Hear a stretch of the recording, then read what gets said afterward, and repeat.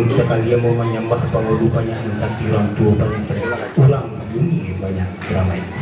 Filosofi alam takambang jadi keburu, filosofi adat bahasa disara-sara bahasa dikit Allah, kiranya ini perlu kita ijawantahkan dalam keseharian kita melalui perguruan Silih Tuwo kita, dan Silih Tuwo pangkalnya. Maka oleh karena itu,